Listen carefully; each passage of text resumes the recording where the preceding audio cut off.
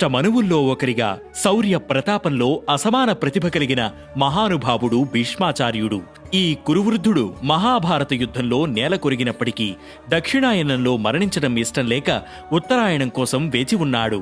58 రోజులు అంపశయ్యపై పవళించి ఉత్తరాయణ పుణ్యతిథి కోసం వేచి చూస్తున్న భీష్ముణ్ణి చూసేందుకు కృష్ణుడు వచ్చాడు. అందుకు అమితానందం పొందిన భీష్ముడు శ్రీమన్నారాయణుణ్ణి 1000 నామాలతో కీర్తించాడు. అదే ఇంటింటా భక్తి ప్రపత్తులతో పారాయణం చేసే విష్ణు సహస్రనామం. అనంతర కాలంలో రాజ్యపాలన చేయవలసి ఉన్న ధర్మరాజును ఉద్దేశించి రాజనీతి అంశాలను బోధించాడు. ధర్మరాజు అడిగిన ప్రశ్నలకు భీష్ముడు ఇచ్చిన సమాధానమే విష్ణు సహస్రనామానికి ఉపోద్ఘాతం.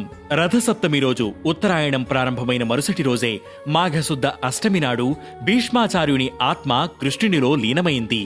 భీష్ముడు మోక్షం పొందిన తర్వాత వచ్చిన మాఘశుద్ధ ఏకాదశిని భీష్మ ఏకాదశి అని అంటారు. ఈ భీష్మ ఏకాదశి నాడు గనక విష్ణు సహస్రనామం పారాయణం చేస్తే ఆ ఫలితం అనంతంగా ఉంటుంది. అనుకున్న పనులు నిర్విఘ్నంగా నెరవేరు